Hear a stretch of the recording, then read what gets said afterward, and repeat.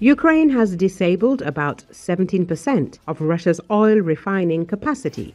If the Ukrainian Armed Forces destroy about half of the potential in the European part of the Russian Federation, this will have a serious impact on oil supplies, the country's economy, and the ability to conduct military operations.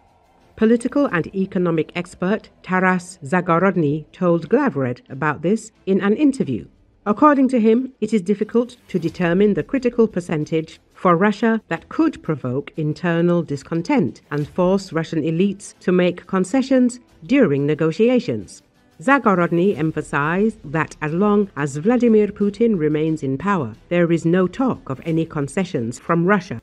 It doesn't matter what happens to Russia and in Russia because Putin is concerned about completely different things, he noted. Ukraine's main task, according to Zagorodniy, should be to collapse the enemy's rear, to disrupt Moscow's work, and to strike at the oil and gas complex, which will make Russia's offensive actions impossible.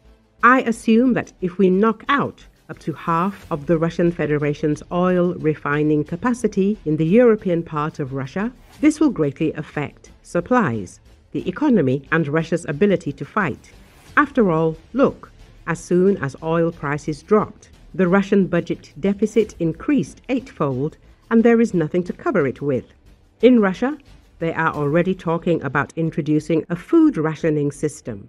This is a very real scenario for Russia. There is no other way out, since it has nothing to cover the budget deficit with, the expert said.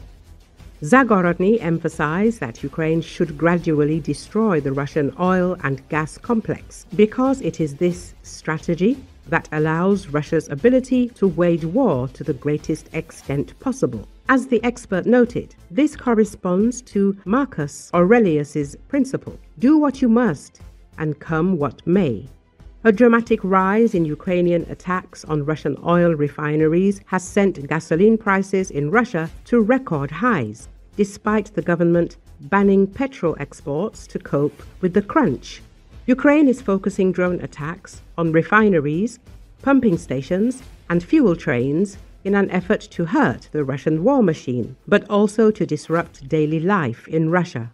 Summer sees peak demand among Russia's drivers and farmers for petrol. Ukrainian drones have struck at least 10 key Russian energy facilities last month alone.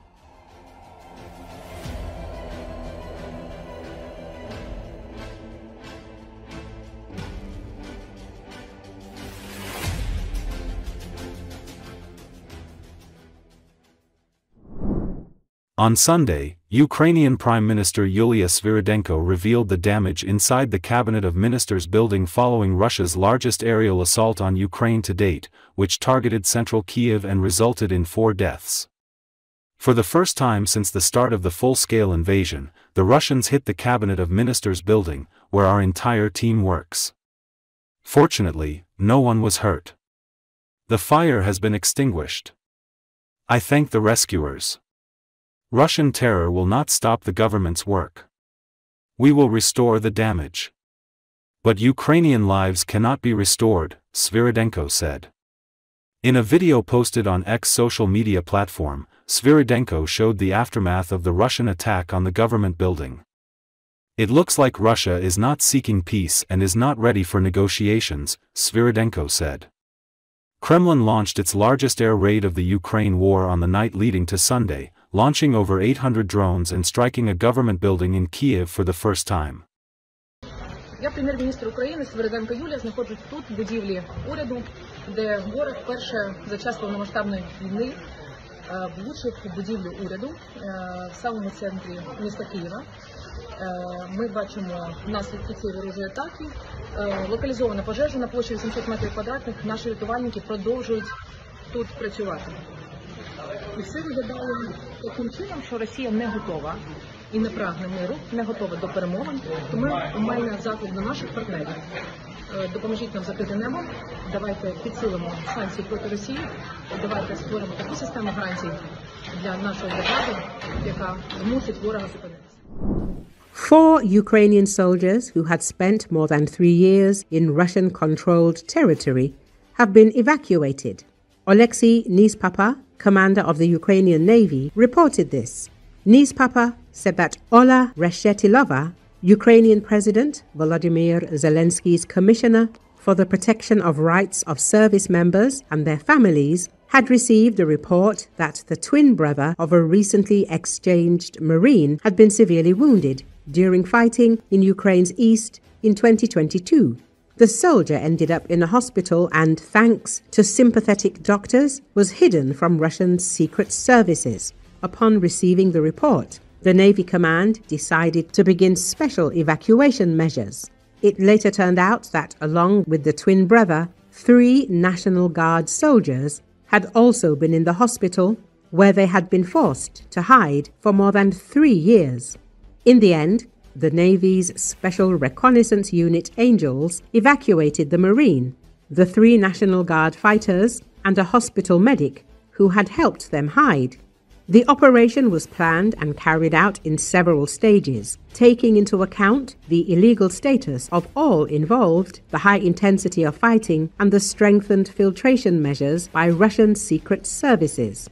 Our soldiers are safe and finally reunited with their families.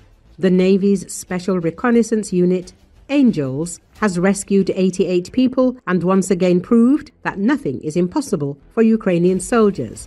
We are fighting for everyone, Oleksiy Papa said. President Volodymyr Zelensky said in July that Kiev had secured the release of over 6,400 Ukrainians from Russian captivity since 2022, of whom 5,857 were freed during prisoner exchanges. He told that Ukraine had brought home 5,857 people from Russian captivity via exchanges since the outbreak of Russia's full-scale invasion in 2022. Another 555 people were freed separately from prisoner exchanges, Zelensky added, without providing additional details. The president made the announcement following a meeting with a team focused on the repatriation of prisoners held by Russia, which coincided with the commemoration of the massacre of Ukrainian prisoners of war, POW, in a Russian military prison in Olenivka in 2022. It is important to continue exchanges and verify the situation for every single name.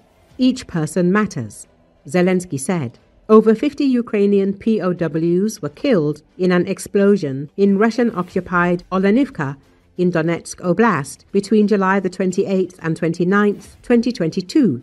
Kiev has accused Russia of carrying out the attack and of deliberately placing members of the Azov regiment in a building that was later destroyed. Moscow has denied responsibility and blamed Kiev for the explosion, a claim rejected by the UN investigation. According to an investigation by Ukraine's Prosecutor General's office, over 11,000 Ukrainians were illegally detained by Russia in places of deprivation of liberty during the war.